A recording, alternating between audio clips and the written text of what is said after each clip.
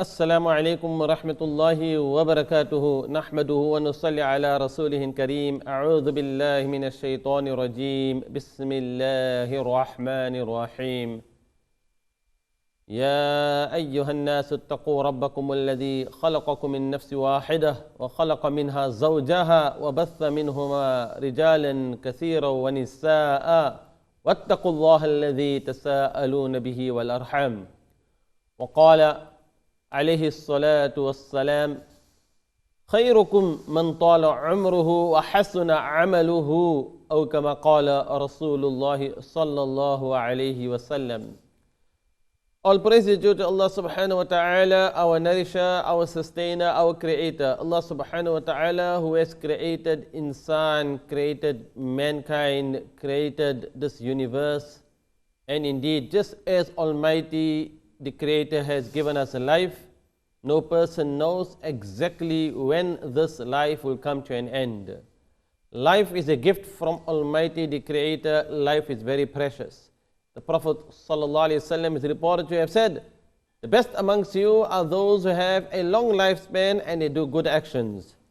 Today in the studios I have with me a very special guest, a friend and somebody who wants to bring to our attention a very important part of our life for the elderly, for the people who are facing the challenges, some important information which you would take benefit from, but in order for you to understand the issue on hospice, issue on taking care for those who are ill, I introduce my guest, Micheal Savage.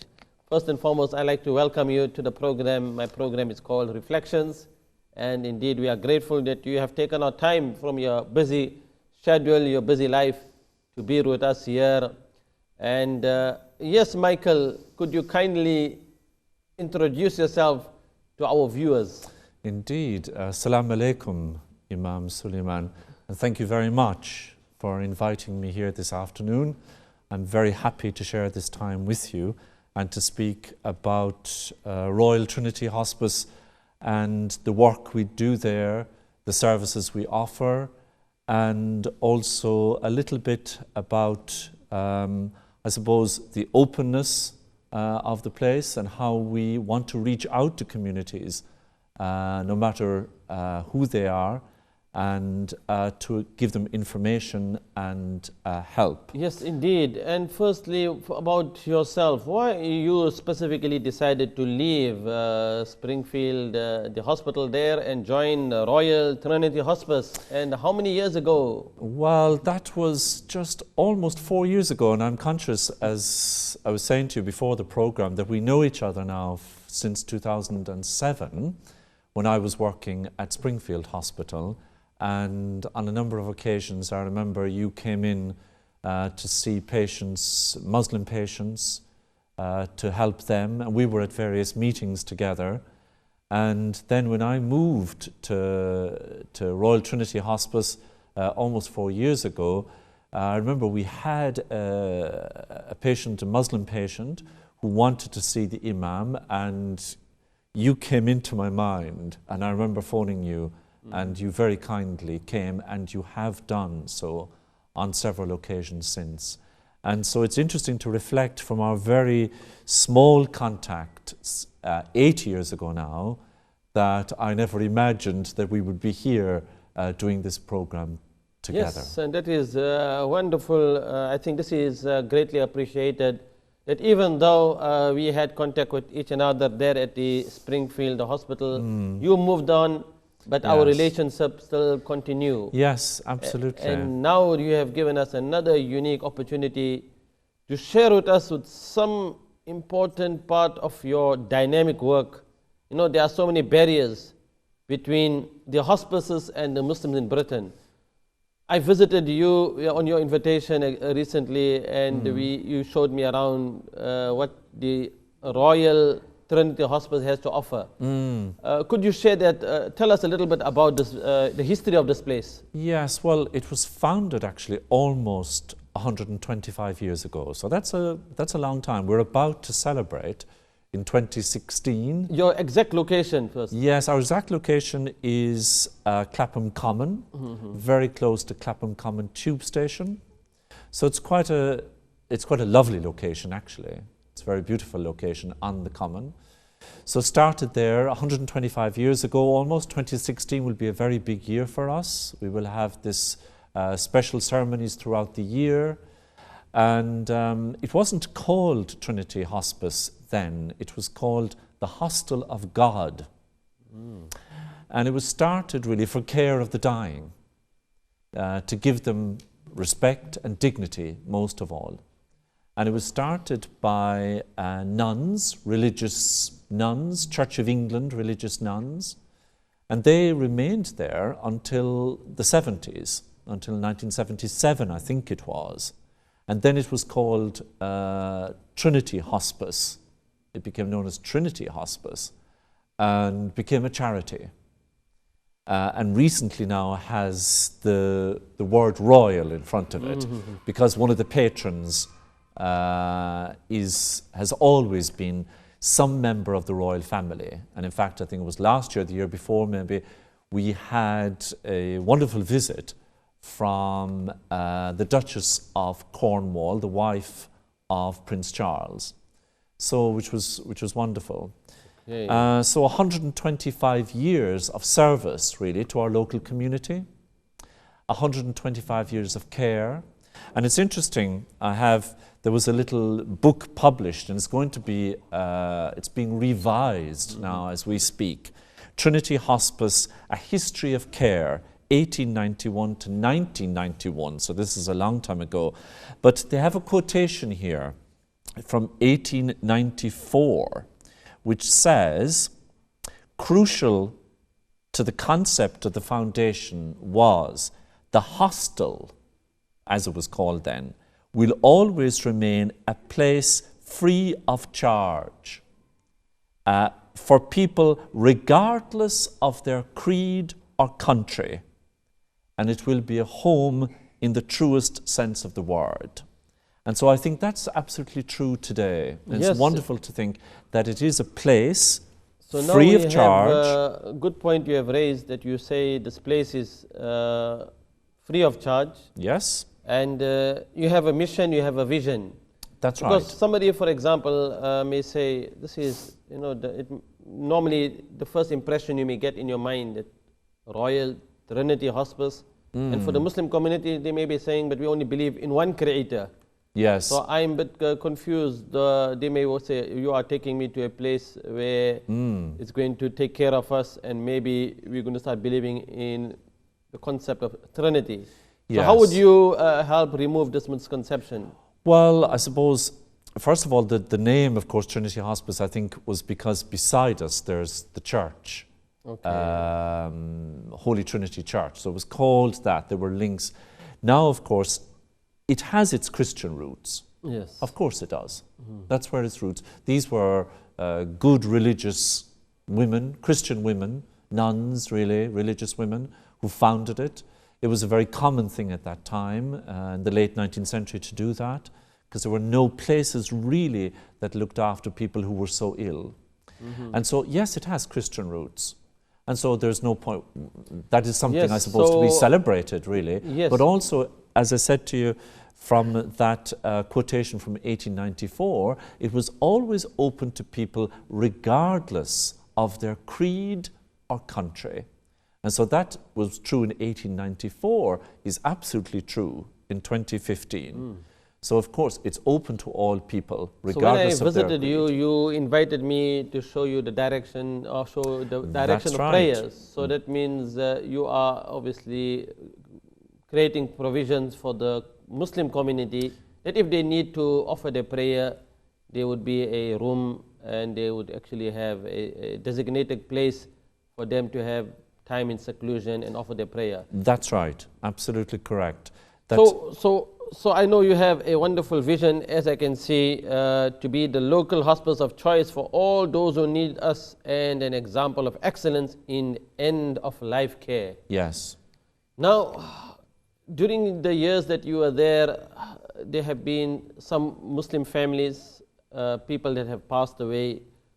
What would you say, and from your experience, for those whom have a certain preconceived notion about taking care for the dying, for the Muslim community especially, because what are some of the challenges that you are facing?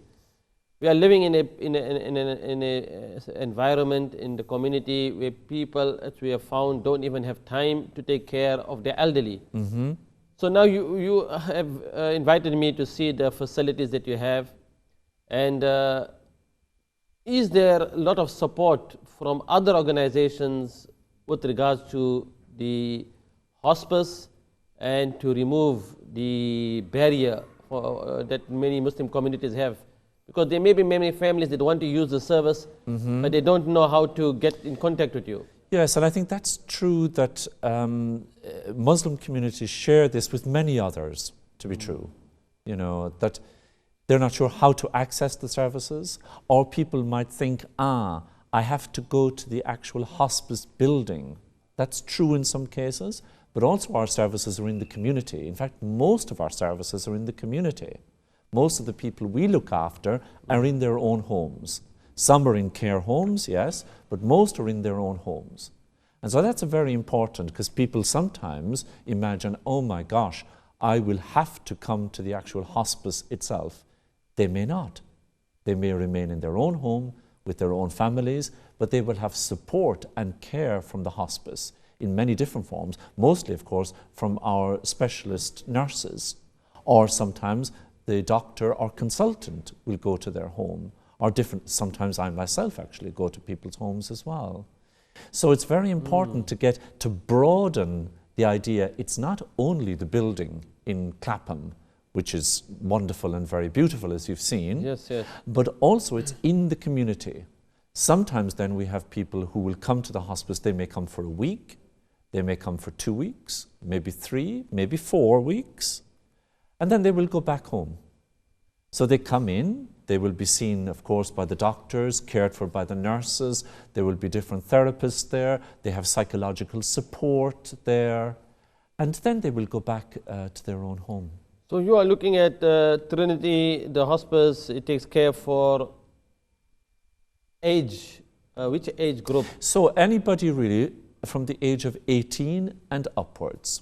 18 and upwards, yes, nothing below 18? Nothing below 18. There are hospices, children's hospices, because unfortunately children, as well as we know, can get very ill.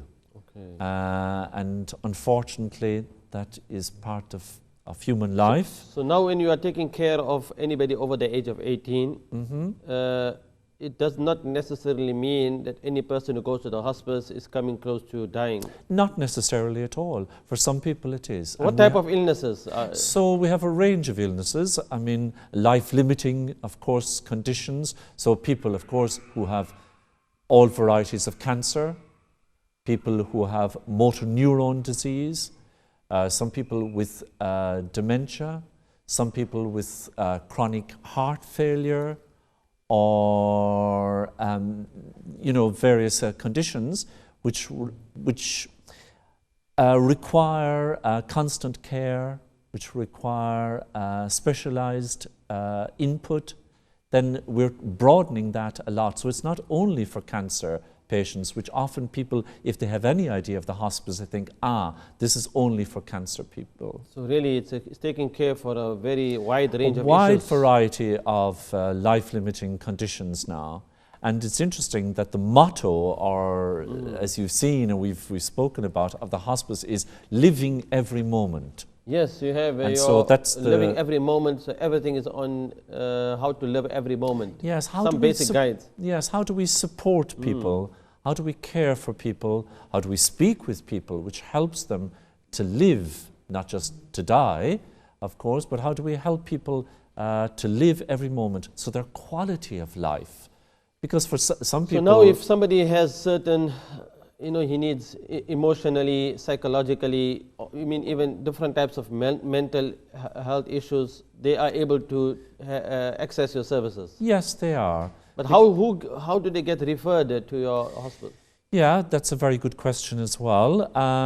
often the usual routes are people are referred through their doctor. People then may be referred through the hospital, so St. George's Hospital, for instance, here in South London, or Chelsea and Westminster Hospital, or the Marsden will refer people. But people can self-refer. Self-refer? Yes, they can. They can phone up. And of course, then somebody will phone them back or speak with them, and contact will be made with them to their GP. An assessment will be made and see, yes, maybe our services are exactly what you need, or maybe not in this moment, maybe just a bit further down the line. We will see what is best for you. Now I'm looking at the place and the area where you work, because you say it's not necessarily that you have to come to the site where you are at Clapham. That's right. So now we are looking at what catchment area you are focusing. For example, if somebody is in South London, and they need some support, can they contact any hospice, or they have to come to yours? Or is there any communication between the other hospices? There is a lot of communication actually between the hospices, and each hospice traditionally has a certain catchment area. So for instance, our hospice covers all of the borough of Wandsworth, then part also of the borough of Merton, then Westminster, Kensington and Chelsea, Fulham, and a part of Richmond as well. So quite a number here in South London and north of the river as well. But if people are not sure, I think the best thing is phone your hospice or through your GP, but you can phone the hospice and say, I'm not sure, am I in your catchment area? If you're not, then of course we can make contact for you with the hospice nearest to you. Sometimes it's a question of just be with the one that's nearest to you, because it's easier then for people, I suppose, to come and visit you, etc. Yes, and I was just thinking, because somebody, normally in the Muslim community, you would have somebody, maybe it's elderly, somebody is weak, and they have very big families. Yes. Now what happens if they come into your hospice and you may have very good facility provision for the patient? Your inpatient, I know you have a number of beds. How many beds do you have? Yeah, we do. We have 28. Yes. So our hospice inpatient unit can take 28 people. And as you saw that day, the rooms are quite a good size. Each one, of course, en suite with its own shower facilities, etc. And there is room for somebody's relatives to stay. Can be usually up to 3 people can stay as well if the person so wants that.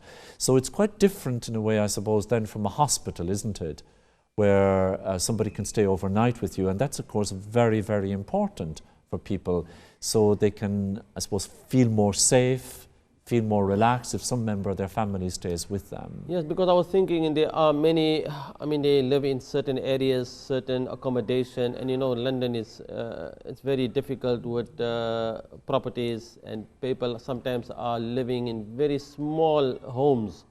Now they have a lot of people visiting. So you have 28 beds for the inpatient center. Yes. Balcony, and people who want to visit. Yes.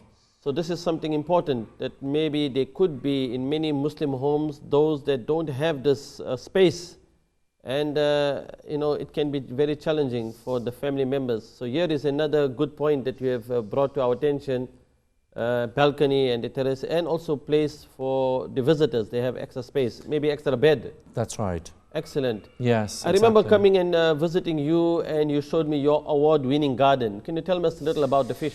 Yeah, that was a beautiful day actually as well. But yeah, we have the gardens there, which are really tremendous, I think. And you have the beehives. We have the beehives. And you showed, there was a bird. That's right. There was a specific bird there that day. Yes. We were there down at the pond as well, of which you took some photographs and everything, which is very beautiful. And those gardens have won various awards. We have a gardener, but we also have volunteers. And that is a very important part. I mean, there may be somebody watching here says, I'd like to come and volunteer. They may. I'd like to come and see your award-winning garden. They'd like to come in, and they would be more than welcome. Like to come and see the, or have a cup of coffee or tea. But not allowed to go fishing. Not allowed to go fishing. Yes, indeed. That was a wonderful, great visit I had with Michael Savage at the Trinity Hospice. A very, I would say it is an example of very good practice there, and reaching out to the community. We are living here, and it could be in South London, we don't have enough information about the facility this hospice is offering for the Muslim community. A free service, a good opportunity to take advantage of this unique opportunity if we are really want to show and give care for whether it is the elderly, whether it is somebody that needs rehabilitation, whether it's somebody that needs extra support, emotional support, psychological support. They have a range of services there. So after the break, please keep watching, and we will be discussing further about Trinity Hospice. Yes. Assalamu alaikum wa rahmatullahi wa barakatuh.